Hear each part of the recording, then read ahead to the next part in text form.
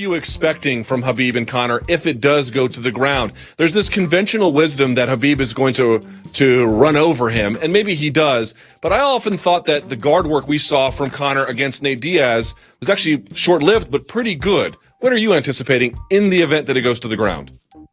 Well, everybody's guard so far hasn't been good enough for Khabib.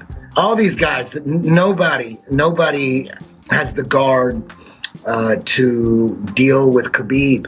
Especially since most of the guys that Khabib takes down, they're running on the ground, which means they're trying to get back up to the feet. They're trying to use the fence to drag themselves up.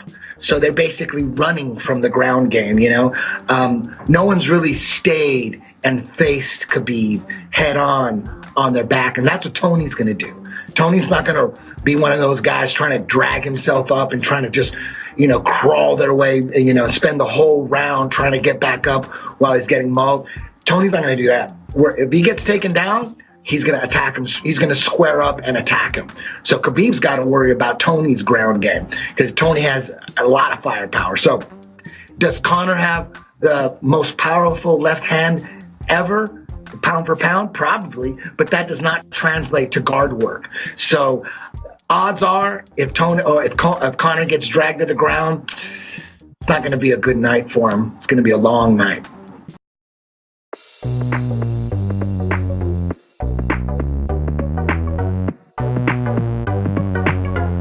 And I've told you guys this, I've been high on Tatiana Suarez from day one. Again, on that entire card, on the entire roster of the UFC, if I had to put an investment on who's going to be a long reigning champion in the UFC, it'd be Tatiana Suarez. Out of anyone else on the roster, she's my number one. Mm-hmm. She's my number one with her style, the way she just dominated Carla Esparza with her wrestling, her tenacity.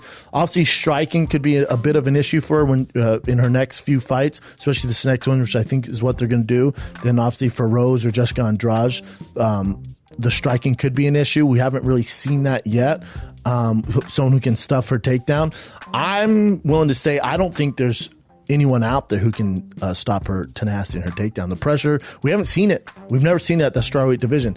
So for Suarez, for her to just dominate Carla Esparza like that, remember, Carla Esparza was a former champion, and also Carla Esparza was also a wrestler. Wrestling is her pedigree. And Tatiana Suarez absolutely dominated. Esparza never had a chance to breathe. She breathed. She was overwhelmed. It was almost as if she has zero wrestling experience, which isn't true. Carla Esparza is a very good wrestler. Tatiana Suarez, if you don't know who she is, you're just after watching this fight like, God damn, that girl's pretty good. Yeah, she's pretty good. In high school, she was a two-time A6 high school wrestler, national wrestler of the year. Got thyroid cancer, so she wasn't able to compete at the world level in the Olympics, which was her aspirations. So after she gets cured of that and defeats cancer, she decides to focus on mixed martial arts, and now she is the number one contender at strawweight in the world, and to me, has the best chance to be one of the most dominant female fighters of all time.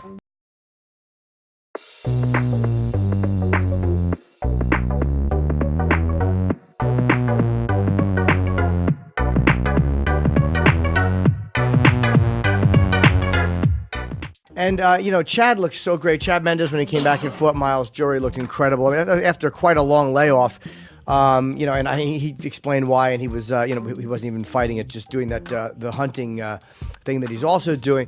But now Zabit Magomedsharipov won and is calling for Mendes, and he's 15, calling up to number 5. What do you think the odds of that happening are? I think they're pretty good. And Chad's not afraid to fight anybody, and the guy called him out. That guy is very skilled. I love watching that guy fight it. The style that he has is awesome. I think he'll have a lot of trouble against a guy like Chad, and maybe he thinks otherwise. And you never really know what Chad's like until you get in front of him. Chad gets his hands on you, and I think that's a good move for that guy to call Chad out. Chad's out of sight, out of mind for a long time. I mean, his big fight was Conor McGregor, and that was 2 weeks' notice after, on vacation, drinking beers and fishing.